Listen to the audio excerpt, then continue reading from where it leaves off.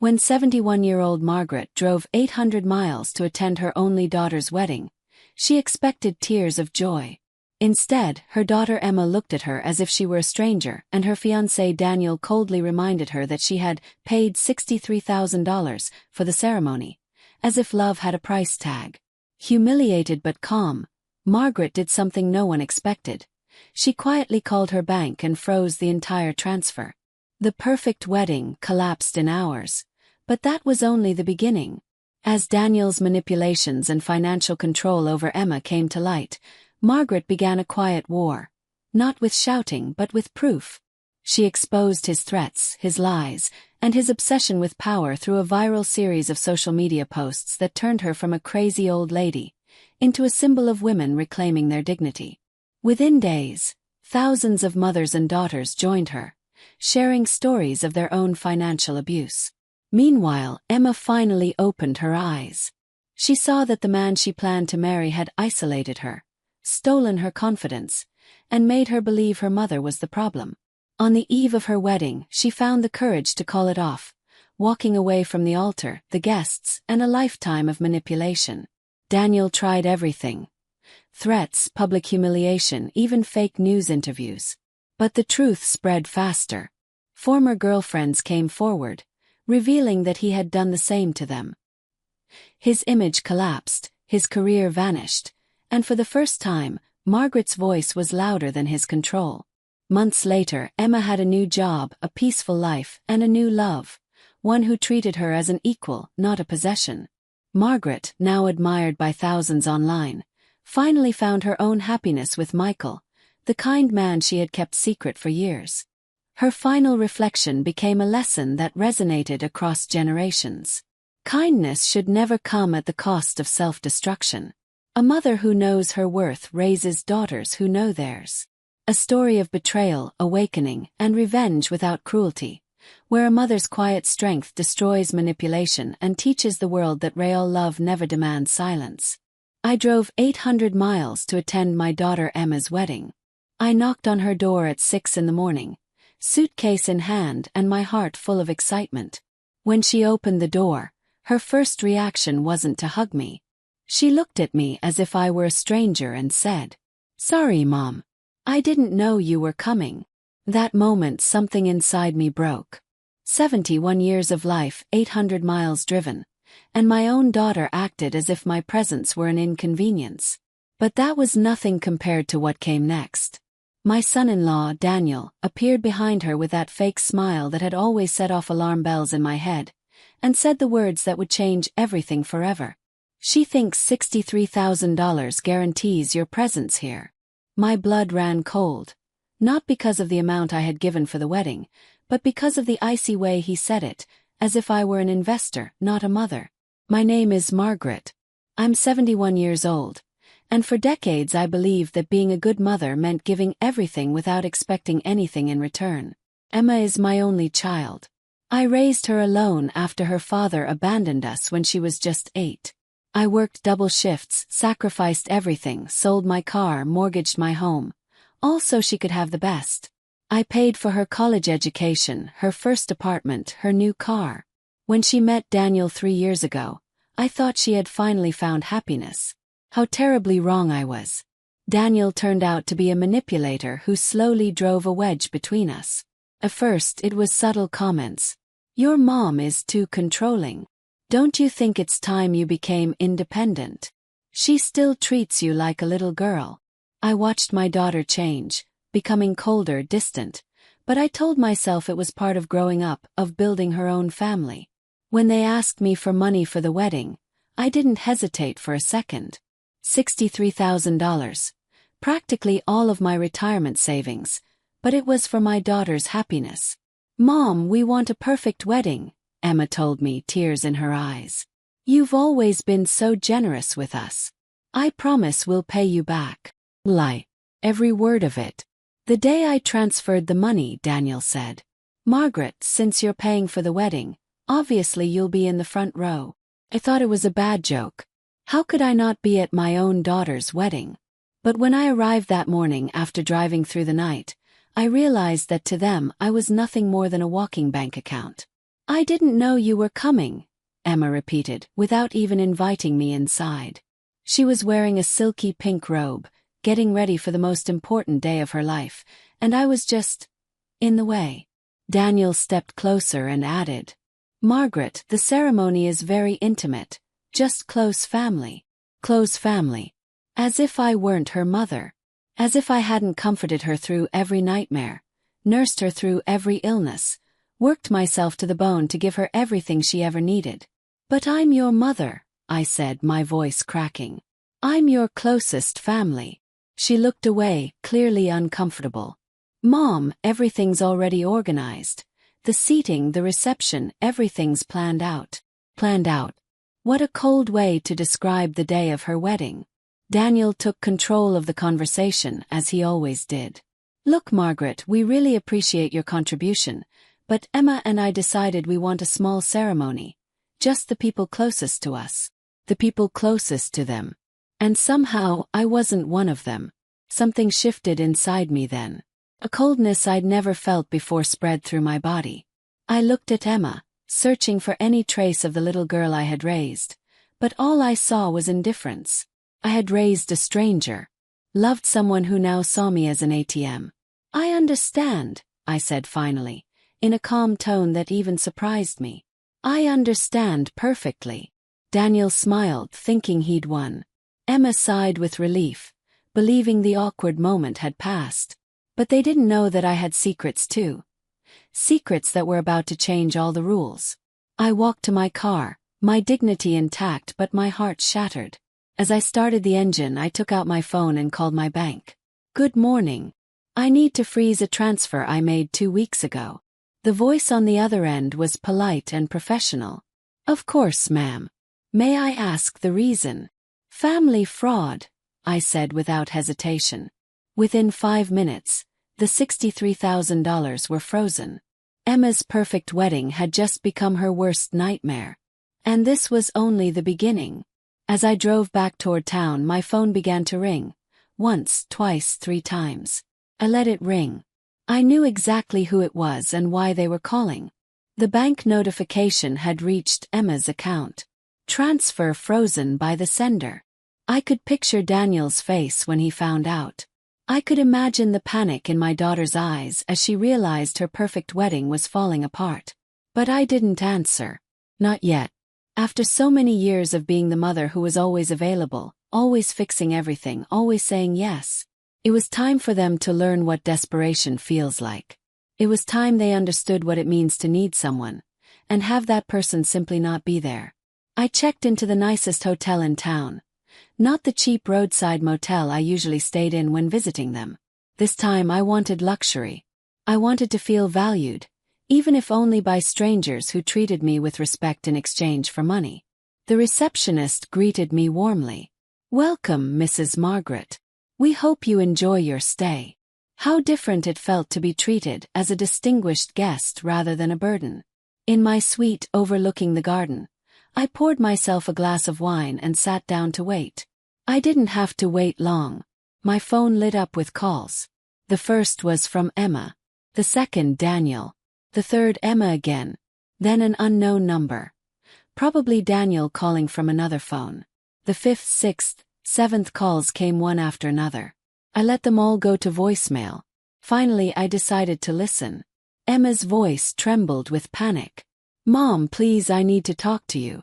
There's been a mistake with the bank. And I smiled. Because for once, the mistake wasn't mine. Call me, please. Mistake, she called it. How convenient to call it a mistake now that she needed my money. The second message was from Daniel, and his tone was completely different. Margaret, I don't know what game you're playing, but this is serious. We have vendors to pay, a venue booked, guests flying in. Fix this immediately. Game. That word actually made me laugh. Because if this was a game, I had just changed the rules. And they had no idea that I was holding all the winning cards. But what truly shocked me was the third message, also from Daniel. Listen to me, old woman. I don't know what's wrong with you, but if you don't fix this in the next 2 hours, you'll regret it. Emma's crying because of you. Is that what you want? To make your own daughter suffer? Old woman. He'd called me old, and then had the nerve to blame me for my daughter's pain. That was the final straw. I picked up my phone and dialed my lawyer. Andrew, it's Margaret. I need to see you first thing tomorrow morning. It's urgent. Andrew had been my attorney for years, since my divorce. He knew my entire financial situation, my properties, my investments. Everything Emma and Daniel were blissfully unaware of. What's going on, Margaret? You sound upset. I told him everything. Every humiliation, every cruel word, every act of manipulation. When I finished, there was a long silence on the other end of the line. Margaret, he said finally, are you sure you want to do this? Once we start, there's no turning back. Andrew, I said, for 71 years I've been too kind, too patient, too generous. I've been used, manipulated, treated like I'm worthless. No more. I want them to know exactly who they've messed with. That night, as I dined alone in the elegant restaurant of the hotel, my phone kept ringing. I counted 41 calls in total. 41 desperate calls from two people who had never called just to ask how I was. 41 calls from people who only remembered me when they needed something. But the calls weren't the worst part. The texts were 12 messages that went from begging to threatening in a matter of hours. Emma started with, Mom, please call me. We can talk about this later. I don't understand why you're doing this. I thought you wanted me to be happy. If you ruin my wedding, I'll never forgive you.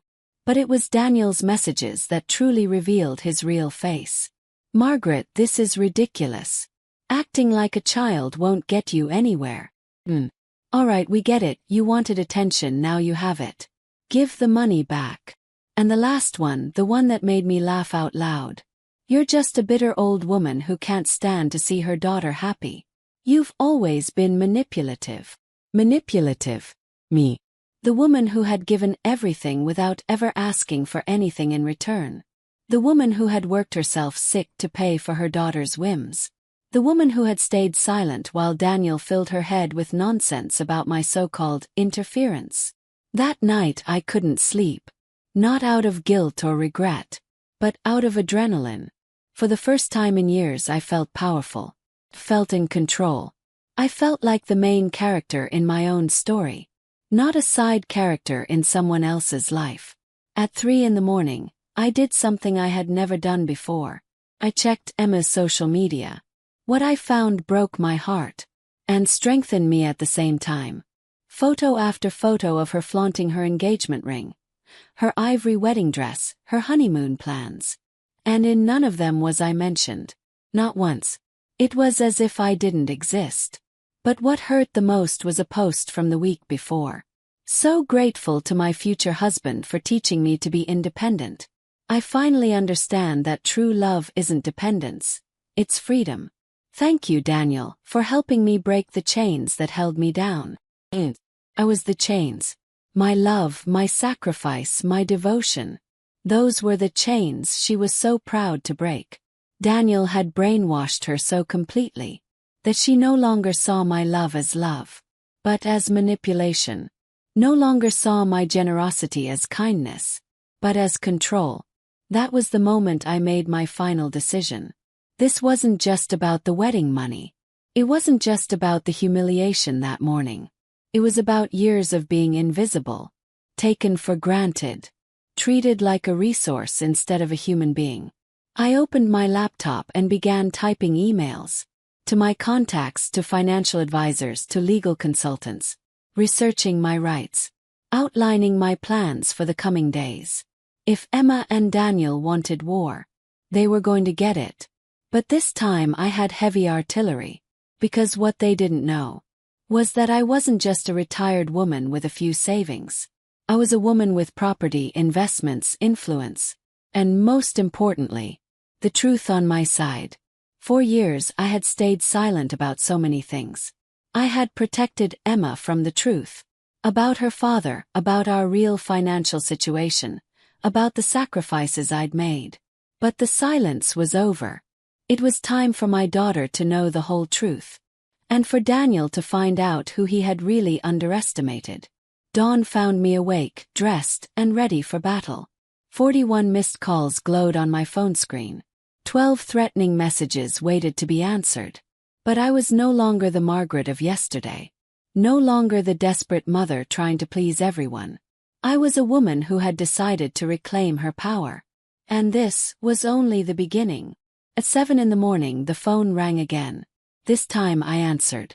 It was Emma, her voice cracked and trembling. "Mom, please, we need to talk. Come home." Her tone had completely changed. No longer cold but pure desperation. "Good morning, Emma," I said calmly, surprising even myself. "How did you sleep?" "Mom, don't play games with me.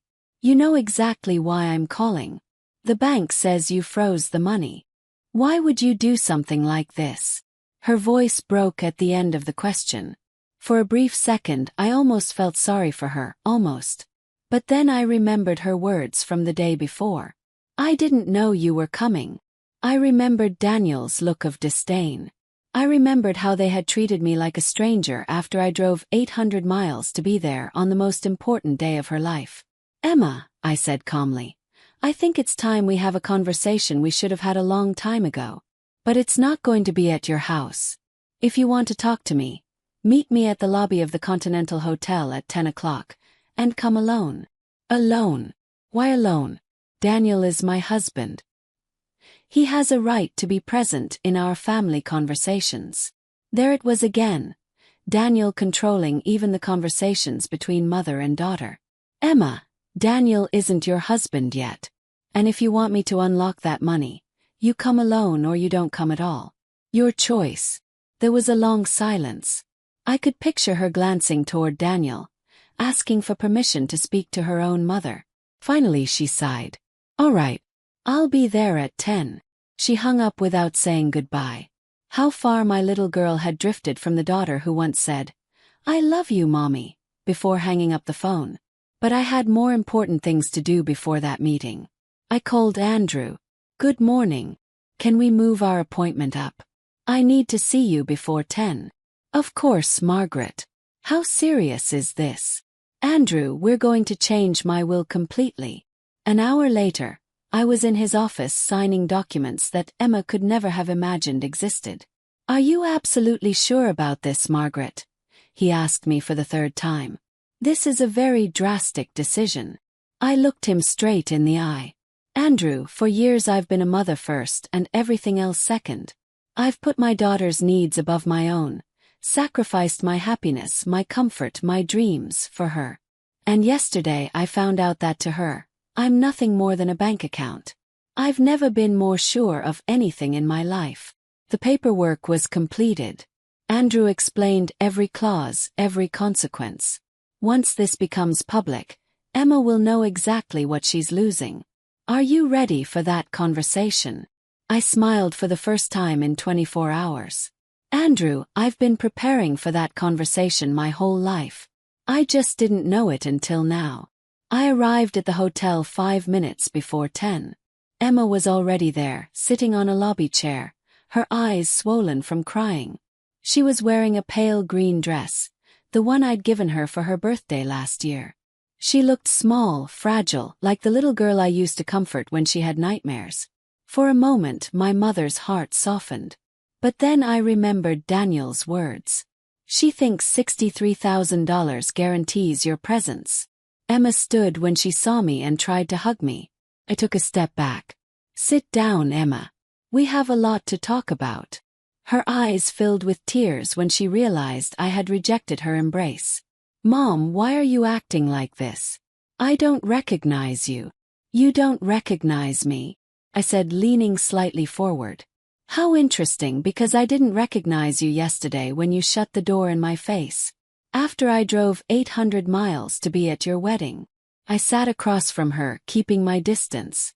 "Tell me, Emma, at what moment did you decide that your mother didn't deserve to be part of the most important day of your life?" "Mom, it wasn't like that. It's just complicated." Complicated. What a convenient word to avoid responsibility. Daniel thought it would be better to have a small ceremony, just for close family. And I'm not close family. I asked, my voice steady but sharp. "The woman who gave birth to you, who raised you alone, who worked double shifts so you could have everything you ever needed. She's not close family. Tears streamed down her cheeks. Of course you are, Mom. You're my family. You're my mother. But Daniel says you've always been too intense with me. That I need space to build my own family. Intense. That was the new word they'd chosen to label a mother's love. Emma, let me ask you a very simple question, I said, my tone calm but firm. Who paid for your college? You did, Mom, but who bought you your first car? You, but who lent you the money for the apartment you're living in right now? You, but I don't understand what that has to do with. And who gave you $63,000 for your perfect wedding? Her face went pale. You did, Mom. You've always been so generous with me. That's why I don't understand why you're doing this now. Why now? What, Emma? Why am I suddenly refusing to be treated like an ATM? Why am I refusing to be invisible in my own daughter's life? You're not invisible. You're very important to me, she said, her voice trembling with desperation. Important, I repeated, almost laughing. Emma, yesterday your fiancé told me that you both believed $63,000 guaranteed my presence at the wedding. As if I were a guest who had bought her ticket, as if my place in your life depended on how much money I gave you. Daniel didn't mean that, she said quickly. He was just nervous about the wedding. You know how people get when they're stressed. There it was again, defending Daniel, justifying the unjustifiable. Emma, do you know what's truly sad about all this? That you can't even see when someone is manipulating you anymore. He's not manipulating me, she insisted. Daniel helps me be independent. He helps me grow as a person. Independent, I echoed, smiling bitterly. What irony. Independent, Emma. You're not independent. You've just traded dependence on me for dependence on him. The difference is, I never made you feel guilty for needing me. That's not true. Daniel really loves me. He wants what's best for me. What's best for you? I raised an eyebrow. And what does that include? Humiliating your mother on your wedding day. Treating me like a stranger after everything I've done for you. Emma stood up, clearly agitated. Mom, stop. I came here to ask you to unlock the money. The wedding's tomorrow. Everything's been paid for with that money. If you don't release it, we'll look ridiculous in front of everyone. Ah, now you need me. Now I'm important again. I stood too, locking eyes with her. How convenient that your mother suddenly matters the moment you need something from her. That's not fair, she murmured. Tell me something, Emma, I said evenly. In the last 6 months, how many times have you called me just to ask how I'm doing? How many times have you visited me without needing something? Her silence said more than words ever could. Exactly, I continued. 0. The only time you speak to me is when you need something. Money, favors, asking me to watch your dog when you travel. But never do you call just because you miss your mother. That's not true. I love you, Mom. You love me. I tilted my head. Really? Then tell me, when was the last time you said, I love you to me without it being followed by a request for money? Silence again, another nail in the coffin. Emma, I said quietly, I'm going to tell you something I've never told you before. Something I've kept secret all these years because I wanted to protect you. Her eyes widened with a mix of curiosity and fear. When your father left us, I had 2 choices, I said slowly. I could go with him like he asked me to and leave you with my sister. Or I could stay and raise you on my own. Dad asked you to go with him. Her voice was barely a whisper. Yes, Emma. He asked me to leave everything behind and start a new life with him, without you. He said you were too young, that you wouldn't remember us, that my sister would raise you well. Tears streamed freely down her cheeks. And I chose to stay with you. I chose to be a single mother. I chose to sacrifice my chance at rebuilding my life because you were more important than anything in the world. My voice broke. And now, 43 years later, my own daughter treats me like a burden. Mom, I didn't know. No, Emma, you didn't know because you never asked. You never cared to know what it cost to raise you alone. You never cared to know how many nights I stayed awake wondering if I was doing the right thing. You never cared to know that I turned down 3 marriage proposals because no man would ever be more important than my daughter. The hotel lobby had become our stage of pain. Other guests glanced discreetly in our direction, but I didn't care. This conversation needed to happen. Do you know what's most painful of all, Emma? I asked softly. That you've become exactly what I tried to prevent. You've become someone who abandons her family the moment she no longer needs them. Emma collapsed into the chair, sobbing uncontrollably. Mom, I didn't mean to hurt you. I never wanted this. It's just that Daniel says. Enough! I shouted, and every head in the lobby turned toward us. Enough of what Daniel says. Daniel thinks, Daniel decides, Daniel controls. Where is Emma in all of this? Where is my daughter who used to have a mind of her own? I don't know what to say, she stammered, her voice small, lost. Daniel helps me see things differently. He says you've always been too controlling, that you never let me grow. Controlling. There was again that word. Tell me, Emma, when have I ever controlled you? When have I ever forbidden you from doing something you truly wanted to do? Well, you always had opinions about my boyfriends, she said timidly. Opinions, yes. Not prohibitions. Do you remember David? The boy who hit you in college? Her eyes filled with recognition. You told me no man has the right to lay a hand on me. Exactly. And was that control or protection? Protection, she whispered. And what about Ian? The one who cheated on you with your best friend? Do you remember what I told you then? You said I deserved someone who respected me. Right. And was that control or love? Love, she admitted quietly. Then explain to me, I said, leaning forward, how Daniel has convinced you that my love is control and his manipulation is freedom. Emma said nothing, lost in thought. I could see the conflict in her eyes, the struggle between what she felt and what she'd been made to believe. Mom, Daniel doesn't manipulate me. He loves me. He loves you, Emma. A man who loves you doesn't push you away from your mother. A man who loves you doesn't make you choose between him and your family. A man who loves you doesn't convince you to mistreat the person who has loved you most in this life. But he says I need to be independent. Independent. I gestured around us. Look at this luxurious hotel where I'm staying. Do you think a dependent woman can afford this? Do you think a woman without resources can freeze $63,000 like pocket change? Her eyes widened in disbelief. She hadn't thought of that. No, I said quietly, because Daniel has made you believe I'm some helpless old woman who depends on you. But the truth, my dear, is very different. I took out my phone and showed her the screen. This is my main bank account. Read the number. Her eyes widened until they looked like saucers. Mom, is this real? Very real, I said. And this is only one of my accounts.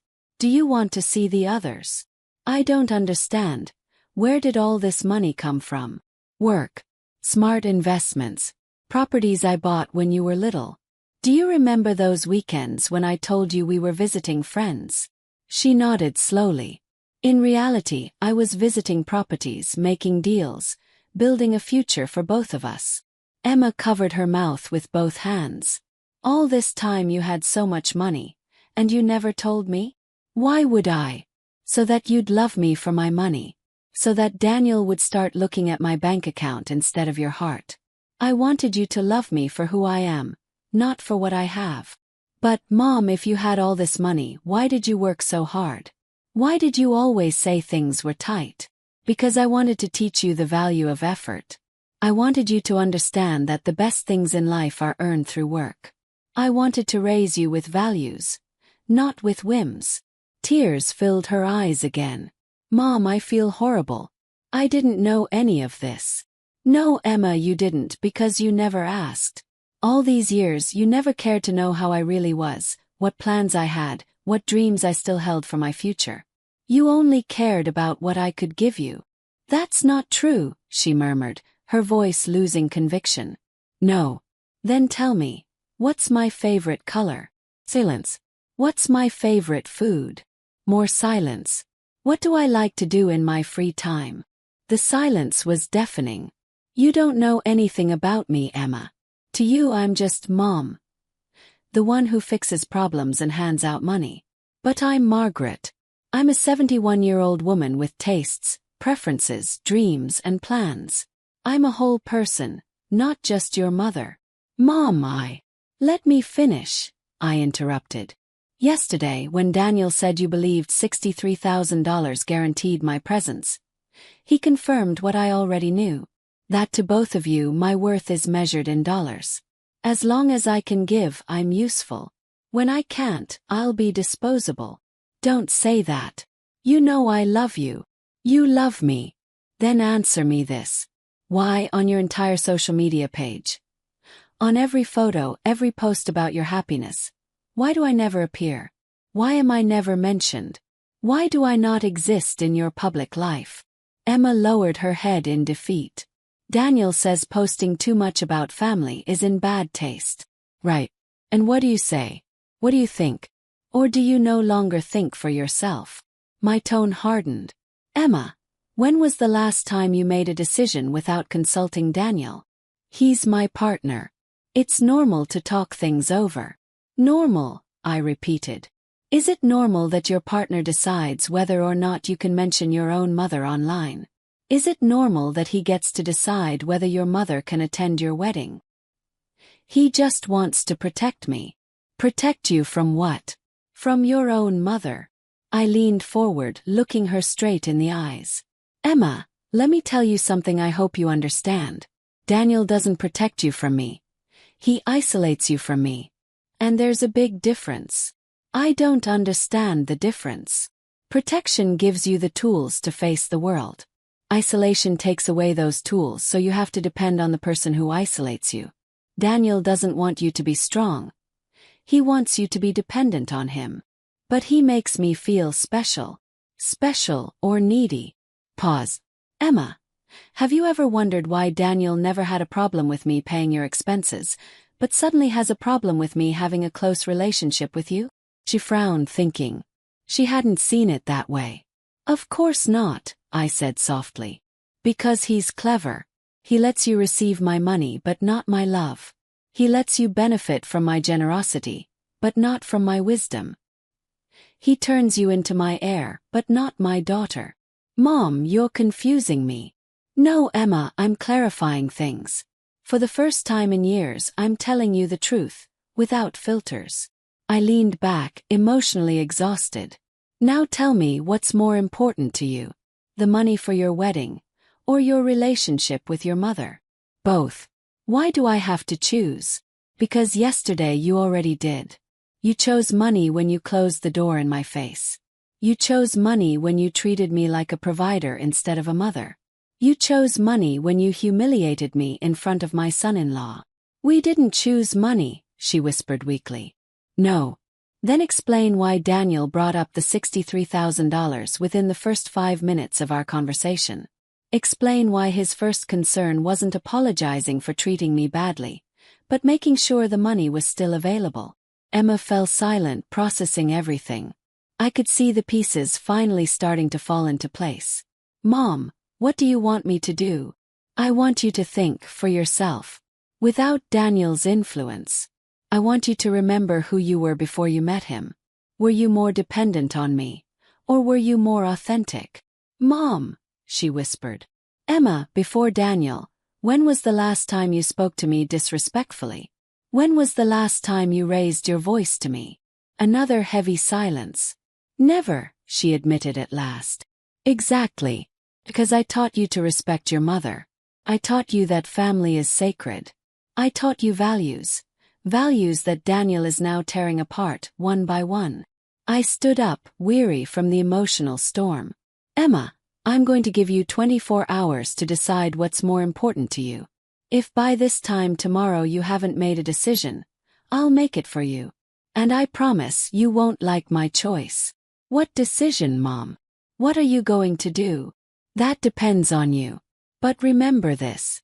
I've lived 71 years without Daniel. I can live perfectly fine another 20 without him.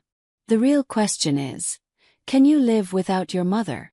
I walked away, leaving her there, crying in the hotel lobby. But this time her tears didn't stop me. This time, my pain was stronger than my maternal instinct to comfort her. Because it was time for Emma to learn that actions have consequences. And that a mother's love, though infinite, is not unconditional when it comes to respect and dignity. That afternoon, I did something I hadn't done in years. I took care of myself. I went to the hotel spa, got a massage, a manicure and a pedicure. I had my hair cut at the most elegant salon in town. I bought new clothes that made me feel powerful and elegant. Because I had made a decision. I was done dressing like the self-sacrificing mother everyone expected. From now on, I would dress like the successful woman I truly was. Mientras mi probaba un vestido rojo elegante en la boutique más cara del centro comercial. Mi teléfono sonó. Era Sergio. Esta vez decidí contestar. Bueno, mi voz sonaba fría distante. Maribel, tenemos que hablar. Su tono ya no era arrogant como había una nota de nerviosismo que me gustó escuchar. 41:07. Habla, lo dije mientras me admiraba en el espejo. El vestido rojo me quedaba perfecto. Mira, creo que hubo un malentendido María está muy alterada y yo también. La boda es mañana y necesitamos solucionar esto. Malentendido. Qué palabra tan convenient. No hubo ningún malentendido, Sergio. Ustedes fueron muy claros Yo no era bienvenida en la boda de mi propia hija. El mensaje llegó perfectamente. 41:39. Eso no es lo que quisimos decir. Estábamos estresados. ¿Y sabes cómo es esto de las bodas? Sergio, déjame preguntar algo. En algún momento de estos 3 años me has tratado como la madre de tu novia, o siempre me has visto como un obstáculo. Hubo un silencio largo. No sé de qué hablas, Maribel. 42:04. Siempre te he respetado. Mire. Una risa genuina que sorprendió incluso a la vendedora. Respetado. La marm vieja es respeto. Decir que soy manipuladora es respeto. Convencer a mi hija de que mi amor es tóxico es respeto. Yo nunca dije esas cosas. Sergio. ¿Me crees estúpida? Tengo 71 años. No soy una adolescente ingenua. Sé perfectamente lo que has estado haciendo. 42:39. Has estado envenenando a mi hija contra mí desde el día que la conociste. Eso es mentira. Yo amo a María. La amas o amas lo que ella puede darte. Porque un hombre que ama a una mujer no la aleja de su familia. Un hombre que ama a una mujer la ayuda a ser mejor hija no peor. María es una adulta que puede tomar sus propias decisions. 43:06. Sus propias decisions. Sergio. María no ha tomado una decisión propia desde que te conoció. Todo lo que piensa, todo lo que siente, todo lo que decide pasa por tu filtro primero. Lo hice una cena a la vendedora para que empacara el vestido rojo. Me lo envié a lavar. 43:32.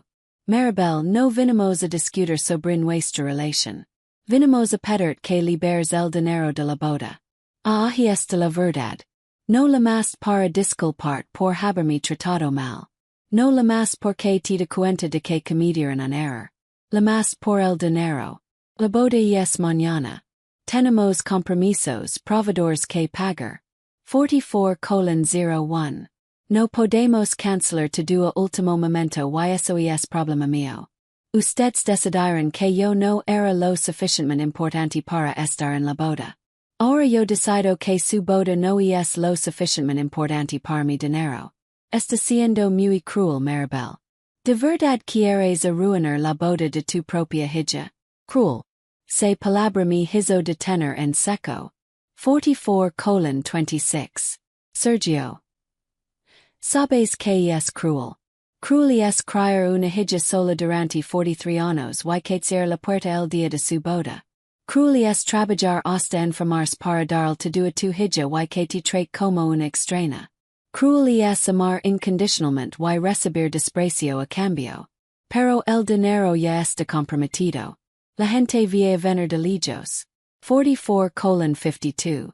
Via ser una humiliación pública. Exacto. Via ser una humiliación pública. Como la humiliación que me hicieron pasar cuando me trataron como si fuera una intrusa en la vida de mi propia hija. Maribel, sé razonable. Podemos arreglar esto. Puedes venir a la boda. Te guardemos un lugar especial. Un lugar especial. 45:18. Después de pagar $63,000. Me ofrecen un lugar especial como si fuera una limosna. Un lugar especial. Como que. En la última fila en la cocina. O tal vez parada fuera cuidando los carros. Mi voz se volvía más dura con cada palabra. No me ofrezcan migajas después de haberme quitado el banquete. Está bien, está bien. Primera fila al lado de los padres de María. 45:50. Sergio, yo soy la madre de María. No necesito estar al lado de los padres. Yo soy la familia más cercana que ella tiene. O al menos lo era hasta que tú lo lavaste el cerebro. Maribel, dime que quieres, que necesitas para liberar el dinero. Ahí estaba la pregunta del $1,000,000. Literalmente lo que quiero Sergio es que mi hija recuerde quién es su madre. Lo que quiero es que entienda que el respeto no se compra con dinero. 46:27. Lo que quiero es que aprenda que las acciones tienen consecuencias. ¿Y cómo hacemos eso? Muy simple. Quiero que María venga a mi hotel esta noche sola sin ti y quiero que me pida perdón. No por el dinero, sino por haberme faltado el respeto. Y quiero que me prometa que nunca más voy a permitir que nadie la aleje de su madre. 46:52. Eso es chantage emotional. Chantage emotional. Sergio. ¿Sabes qué es chantage emotional? Es convencer a una hija de que su madre es tóxica para poder controlarla mejor. Es hacer que una mujer se sienta culpable por amar a su familia. Es usar el amor como arma de manipulación. Yo nunca he hecho eso. 47:22. No, entonces expliquen por qué María, que antes me llamaba todos los días, ahora solo me llama cuando necesita dinero. Expliquen por qué María, que antes me visitaba cada fin de semana, ahora viene una vez al mes. Tengo suerte. Eso es normal cuando la gente se casa. Las prioridades cambian. Las prioridades cambian, Sergio. Pero el amor familiar no desaparece. A menos que alguien esté trabajando activamente para destruirlo. 47:54. Colgué el teléfono sin dar la oportunidad de responder. Estaba cansada de sus justifications, de sus manipulations, de su arrogancia. Pero sobre todo estaba cansada de ser tratada como si fuera el problema cuando claramente era la víctima. Música. Esa noche, mientras cenaba sola en el restaurante del hotel, reflexión sobre toda la situación. 48:17. Por primera vez en años me sentía libre. Libre de la constante preocupación por complacer a María. Libre de la ansiedad de no hacer algo mal que pudiera alejarla de mí. Libre de caminar en cascaras de huevo para no molestar a Sergio porque había entendido algo fundamental. Yo no había perdido a mi hija. Mi hija sí había perdido a sí misma. 48:48. Y hasta que no se encontrar de nuevo. Hasta que no recordara quién era antes de Sergio. No había relación que salvar. Mi teléfono vibró con un mensaje de texto. Era María. Mami, Sergio me contó de su conversación. Voy a ver esta noche. Necesitamos hablar. Por primera vez en 24 horas sonré de verdad. Tal vez, solo tal vez, mi hija estaba empezando a despertar. Pero ya no era la madre desesperada dispuesta a aceptar cualquier migaja de atención. 49:20. Era una mujer que conoce su valor y que no iba a aceptar menos del respeto que merecía. La guerra apenas comenzaba y esta vez yo tenía todas las armas. María llegó a mi suite a las 8 de la noche. Cuando abrí la puerta me sorprendió su apariencia. Tenía los ojos hinchados de tanto llorar. El cabello despianado y lavaba la misma ropa arrugada de la mañana. Se veía destruida, pero por primera vez en años había venido sola. 49:54. Pasa, Ludige manteniendo serena. Ella entró lentamente mirando la elegante suite con asombro. Mami, este lugar es increíble. Si lo es. Cuando te valoras a ti misma, te tratas como te mereces. Respondí sirviendo dos copas de vino. ¿Quieres? Si por favor. Necesito algo que me calme los nervios. Tomo la copa con manos temblorosas. As I tried on an elegant red dress in the most expensive boutique in the mall, my phone rang. It was Daniel. This time I decided to answer. Hello. My voice was cold, distant. Margaret, we need to talk, he said. His tone was no longer the arrogant one from yesterday. There was a hint of nervousness in his voice that I found oddly satisfying. Go ahead, I said, admiring my reflection in the mirror. The red dress fit me perfectly. Look, I think there was a misunderstanding yesterday. Emma is very upset and so am I. The wedding's tomorrow and we need to fix this. A misunderstanding, I repeated, amused. How convenient. There was no misunderstanding, Daniel. You both made yourselves perfectly clear yesterday. I wasn't welcome at my own daughter's wedding. The message came through just fine. That's not what we meant. We were stressed. You know how weddings are. Daniel, let me ask you something. In these 3 years, have you ever treated me like the mother of your fiancé? Or have you always seen me as an obstacle? There was a long silence. I don't know what you mean, Margaret. I've always respected you. I laughed. A genuine laugh that even startled the saleswoman. Respected me. Calling me an old woman. Is that respect? Saying I'm manipulative. Is that respect? Convincing my daughter that my love is toxic. Is that what you call respect?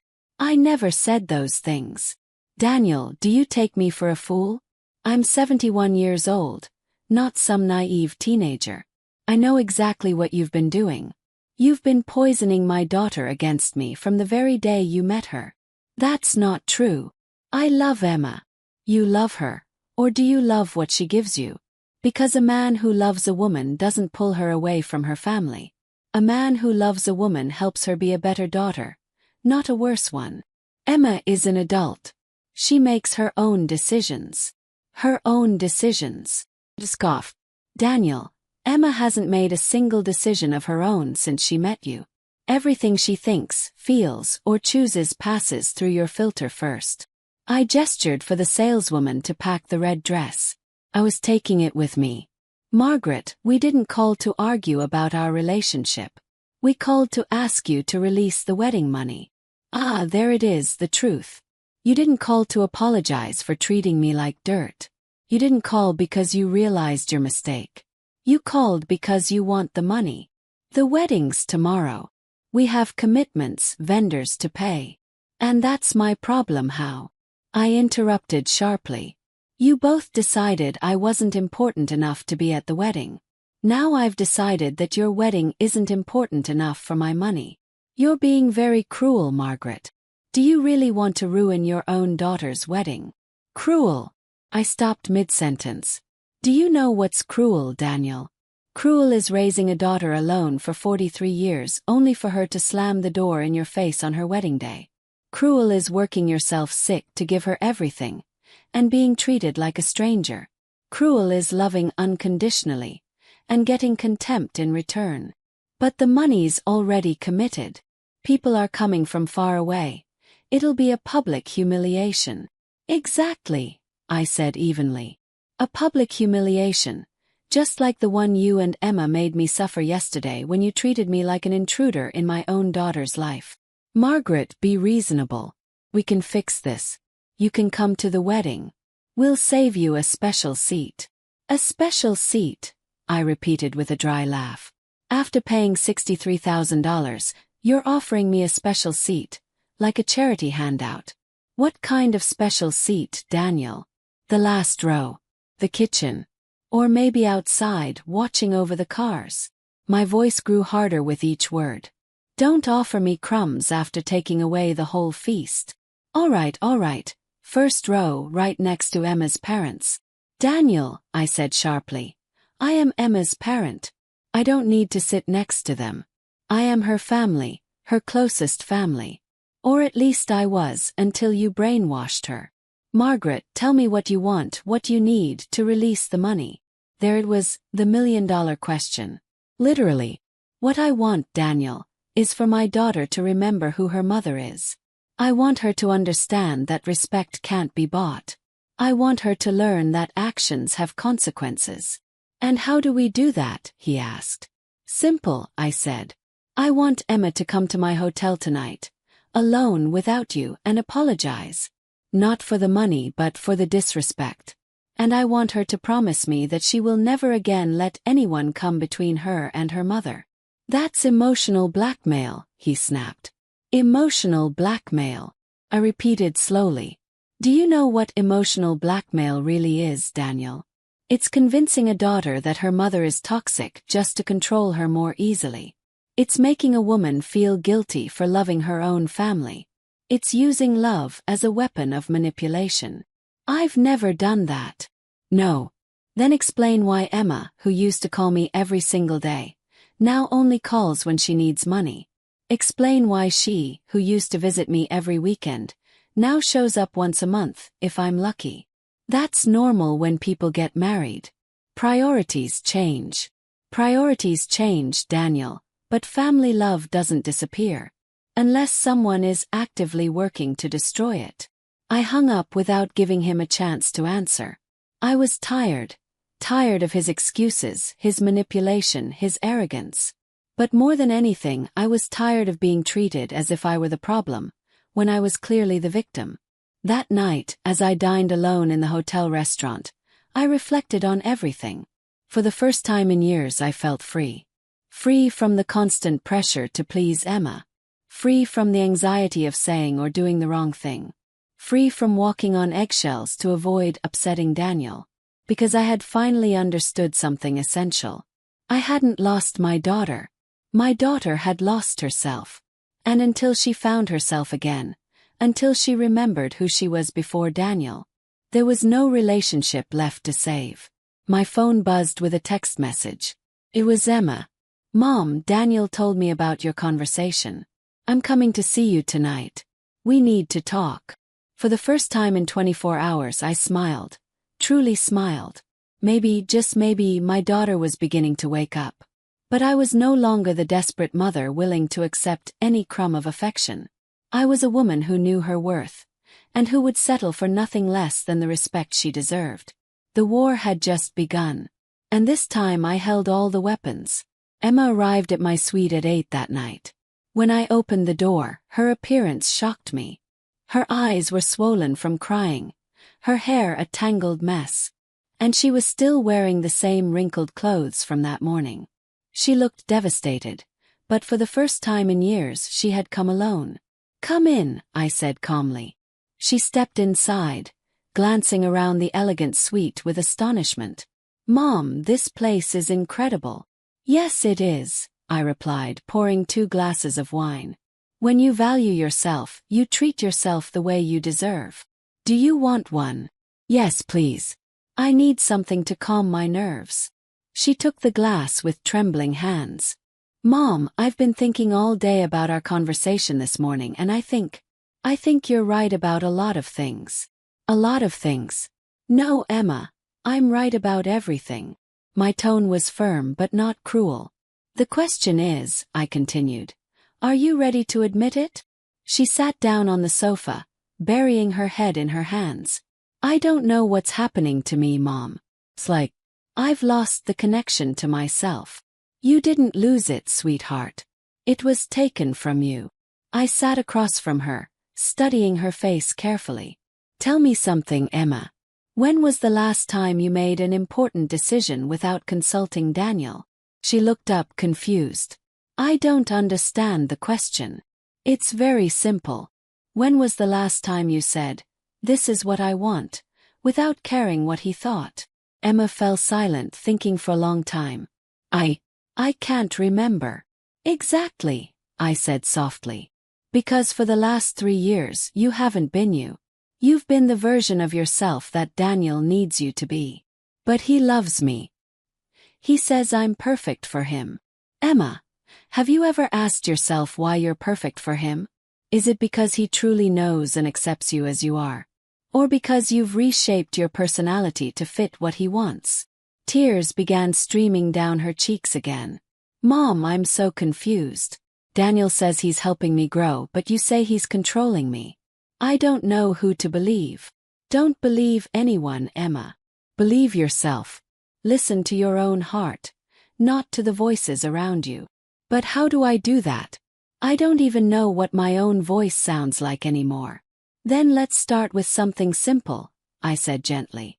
Tell me, did you really want a wedding this big and expensive? Emma frowned, hesitating. Actually, I always dreamed of something smaller.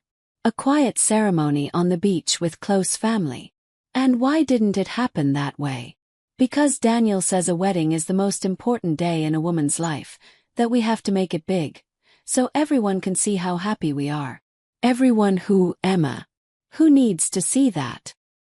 His friends, his co-workers, his family. She stopped suddenly, as if realizing something. Mom, I just noticed. I didn't mention my own friends or family. Exactly, I said softly. This wedding isn't for you, Emma. It's for him. But I agreed to it. I said yes. Of course you did. Daniel's smart. He didn't force you. He convinced you it was your idea. I stood and walked toward the window. Emma, do you remember what you were like before you met him? I was more spontaneous, happier, more myself. Her voice was barely a whisper. Mom, is it normal for a fiancé to constantly criticize me? To tell me how to dress, how to talk, who to spend time with? My heart raced. Finally, she was starting to see it. No, sweetheart. That's not love. That's control. But he says he does it because he loves me, because he wants me to be the best version of myself. Emma, the best version of yourself is the authentic one, not the version he wants to mold. A man who truly loves you accepts who you are and helps you shine as yourself, not as a reflection of him. Mom, I'm scared. Of what? Of you being right. Of realizing I've made a terrible mistake. Of marrying someone tomorrow who doesn't really know me. And what scares you most about that? That it's too late to change my mind. She jumped up, pacing the room. Mom, everything's paid for. The guests are here. Daniel's family came from out of state. If I cancel now, it'll be a huge scandal.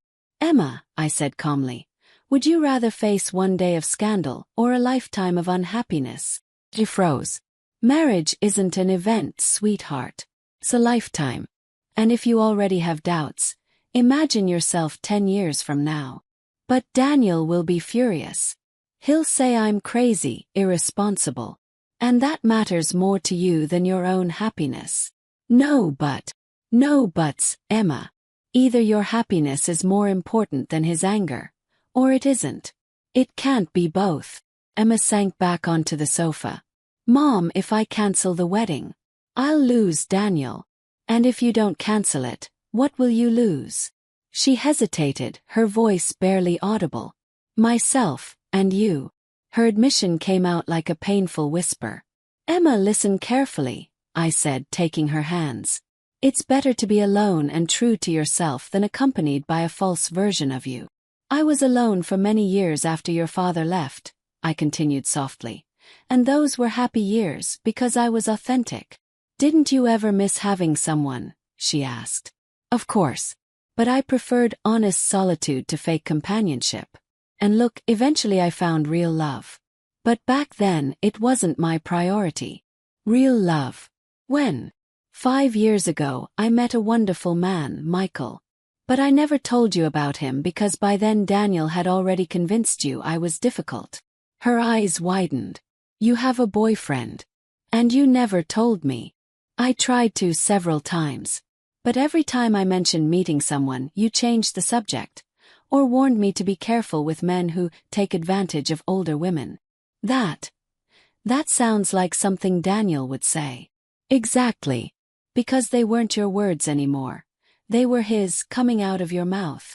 I reached into my purse and pulled out a photo. Look, I said. It was a picture of Michael and me on our last trip together. Happy, relaxed, in love. Mom, he looks like he really loves you. He adores me. And I love him. But I've never allowed him to change me or to come between us. Because when love is real, it doesn't destroy existing relationships. It enriches them. He wants to meet me. He's dying to. But he respects my timing.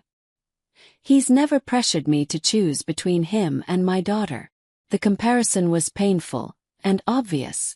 Mom, it hurts so much to realize all this. I know, sweetheart. But the pain of truth is temporary. The pain of living a lie lasts a lifetime. I sat beside her again. Emma, whatever you decide about the wedding, I need you to understand something. You're my daughter, and you'll always be my daughter. But I will not let you disrespect me. What does that mean? It means that if you choose to stay with Daniel and he keeps poisoning you against me, I'll protect my peace. I won't keep being the ATM of your relationship or the villain in your love story. Mom, I don't want to lose you. Then don't. But don't expect me to settle for the crumbs of affection that Daniel allows you to give me. My voice hardened slightly. I deserve a daughter who defends me, values me, and includes me in her life out of love, not obligation. Emma broke down in tears. Mom, I've been horrible to you. I didn't realize what was happening. Sweetheart, realizing it is the first step. Now the question is, what will you do with this new awareness? She cried in my arms for 20 minutes. They weren't tears of guilt or manipulation. They were tears of awakening, of grief for the self she had lost. When she finally calmed down, she looked at me with eyes clearer than I had seen in years. Mom, she whispered, I'm going to cancel the wedding. Her words surprised me, even though they were exactly what I'd hoped to hear. Are you sure? I asked softly. It's a big decision. I'm sure, she said, her voice steady. I can't marry someone who's driven me away from the most important person in my life. I can't marry a man who makes me doubt my own mother. Emma, I said quietly, cancel the wedding only if you truly don't want to marry him. Don't do it for me. It's not for you, Mom. It's for me. I finally realized I've been living his life, not mine. She stood up from the sofa, her voice firm, her posture steady. I'm going home right now to tell him that I'm not getting married tomorrow. Do you want me to come with you? No, she said, shaking her head. This is something I have to do on my own. But I need to know that when I walk out of that house, I'll have somewhere to go. You'll always have a place with me, sweetheart. Always. I hugged her tightly. But Emma, I warned softly, be prepared. Daniel won't take this easily. He'll try to manipulate you to make you change your mind. I know, she whispered, but I'm done playing his games. She cupped my face with her hands. Mom, forgive me for being so blind. Forgive me for doubting your love. Forgive me for letting someone convince me that you were the problem. You're already forgiven, my love. What matters now is that you've come back to your senses. I walked her to the door. Call me as soon as you're done talking to him. I don't care what time it is, promise me. She nodded, and then she was gone.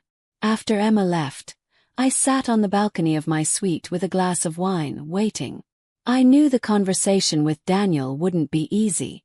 I knew he would use every weapon in his arsenal to make her doubt herself again. But I also knew my daughter had awakened. And once a woman wakes up, it's almost impossible to put her back to sleep. At 11 o'clock that night, my phone rang.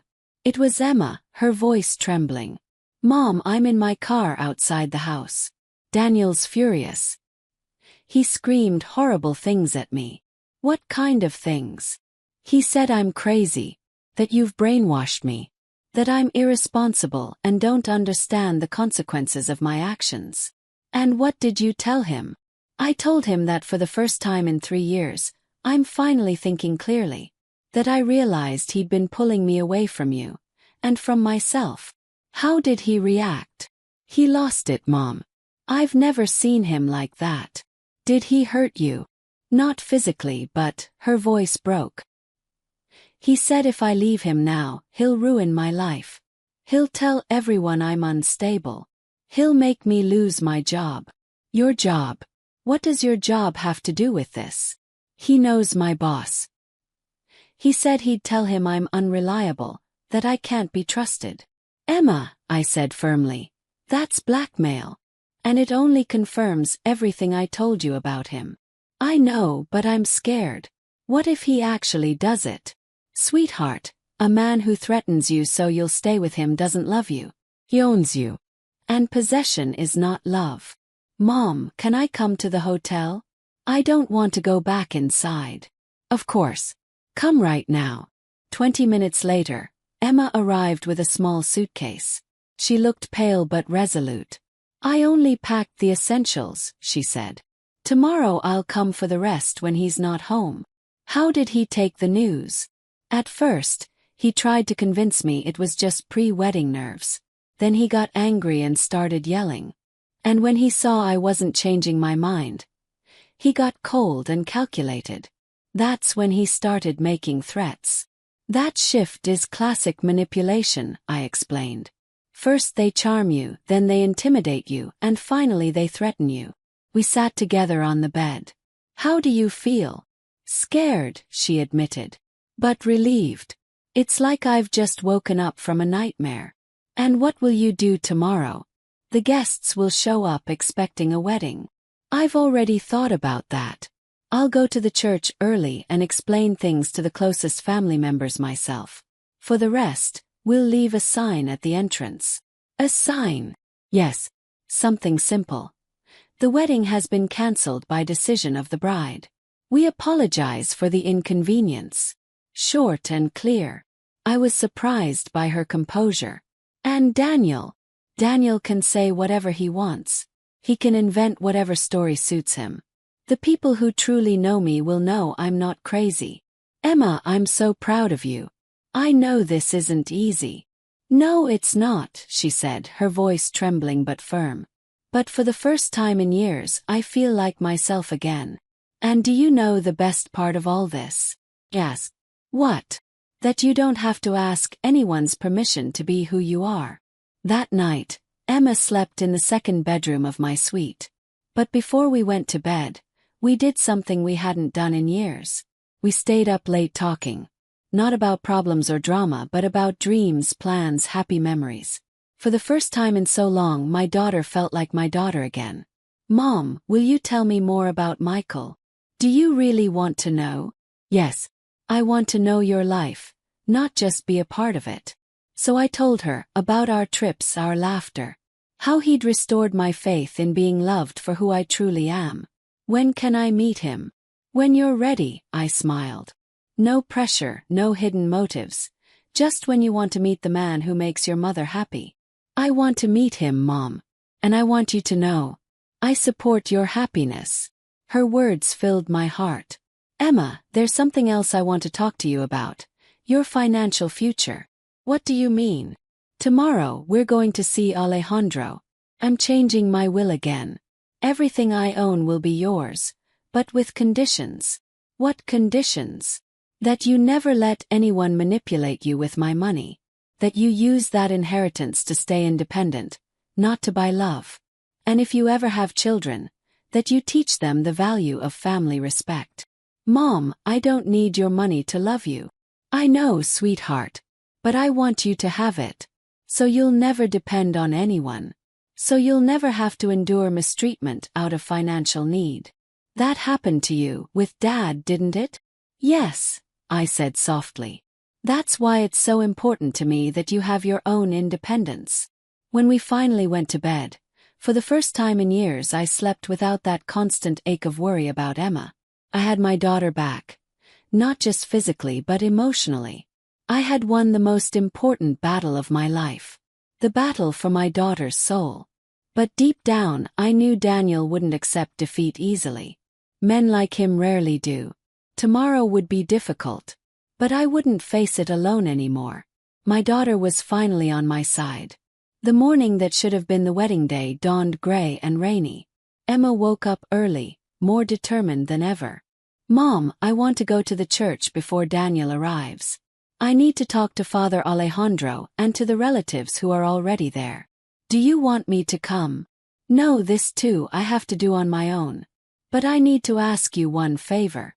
"Anything. Can you unlock the money? Not for the wedding, but to pay back the vendors who aren't to blame for any of this. It wouldn't be fair for the vendors to lose their money because of my decisions." At that moment, I felt something I hadn't felt in years. Pure pride. My daughter hadn't just recovered her authenticity.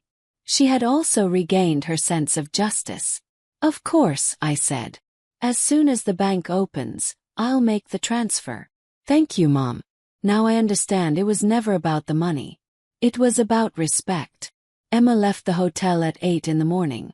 I stayed behind, waiting for updates, and preparing for what I knew was coming. Daniel's revenge. I didn't have to wait long. At 10 o'clock my phone started ringing. Unknown numbers, one after another. First call. "Margaret, this is Laura, Daniel's sister. What did you do to Emma? She's acting crazy." Second call. "I'm Beatrice, Daniel's mother. We demand an explanation. You've ruined my son's life." Third call. "Margaret, this is David, the best man. This is a scandal. How could you let Emma do this?" I answered every call with the same calm response. "Daniel knows exactly why Emma made her decision. If you want answers, ask him." Because I already knew what had happened.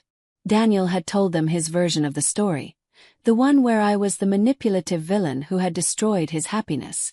But the call that truly surprised me came from a number I didn't recognize. "Mrs. Margaret, this is Ethan, a reporter from the local news. We have information that the Daniel-Emma wedding was cancelled at the last minute due to family interference. Would you like to give us your side of the story?" There it was. Daniel had called the media. He wanted to turn this into a public scandal, to pressure Emma into coming back to him. "No comment," I said curtly and hung up. But deep down, I knew this was only the beginning. At noon, Emma returned to the hotel. Exhausted but peaceful. "How did it go?" I asked. "Better than I expected," she said, exhaling. "Father Alejandro was incredibly understanding. He said he'd rather see a cancelled wedding than an unhappy marriage. And the relatives. Most of them understood. Some were angry, but when I explained that I had serious doubts about the relationship, they said I did the right thing."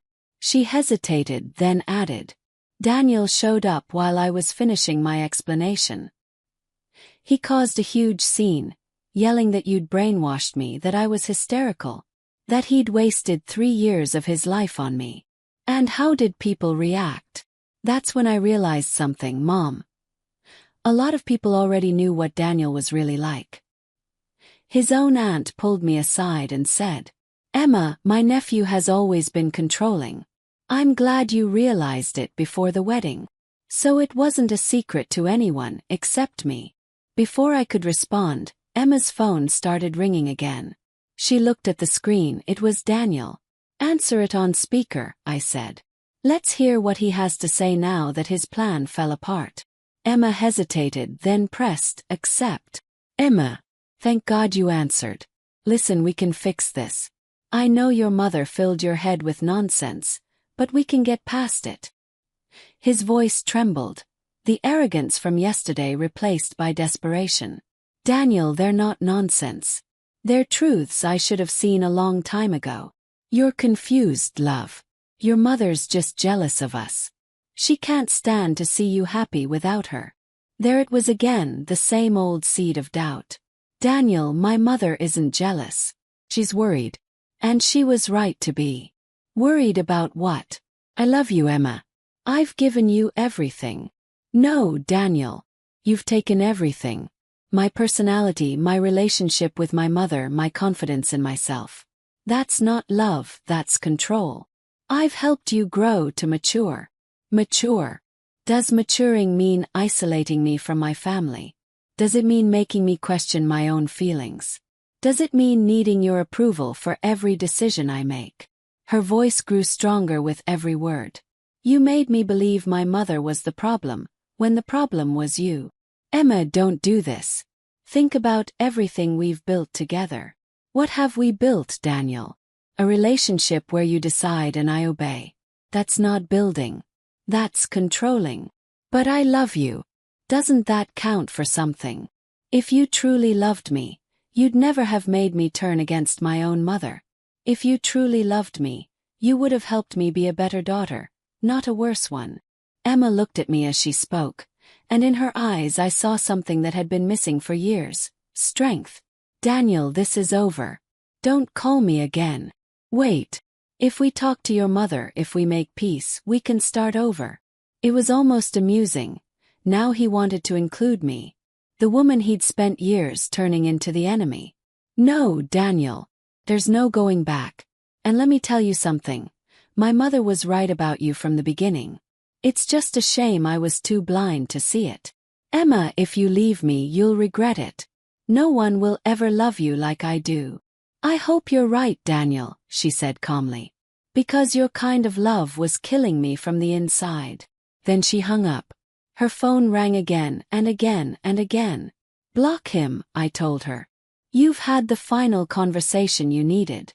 Now he'll try to wear you down with calls until you give in. Emma blocked his number and exhaled, relieved. But I knew it wasn't over. Men like Daniel don't accept defeat. They plot revenge. And sure enough, within an hour, his next move began: social media. Emma's friends sent her screenshots. Daniel had posted on Facebook. After 3 years together, my fiancé cancelled our wedding on the same day, because her mother convinced her I was a bad person. It's sad how family manipulation can destroy true love. Mom, he's trying to make me look like a brainwashed fool. I know, sweetheart. It was predictable. What do I do? Should I respond publicly? No. Never fight manipulators publicly.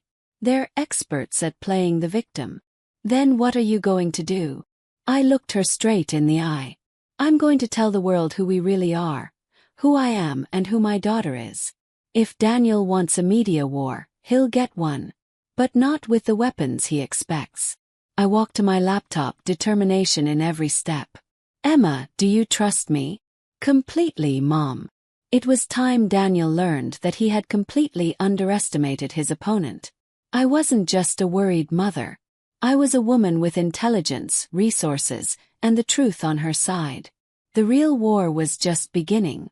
That afternoon, I opened my laptop and did something I never thought I would. I created a social media account. But not just any account. An account where I would share my full story. With proof, dates, screenshots, and facts. If Daniel wanted to play dirty, I would show him how the game is played. When you have 71 years of experience. Mom, are you sure about this? Emma asked, nervous, watching me type. My love, I said, my fingers steady on the keyboard. I've spent my whole life staying silent when attacked. Being the polite woman who doesn't make a scene. But Daniel touched my daughter. And that I'll never forgive. My first post was simple but powerful. My name is Margaret. I'm 71 years old. Yesterday my daughter cancelled her wedding. Her ex-fiancé is telling everyone I manipulated her. Here's the real story, with evidence.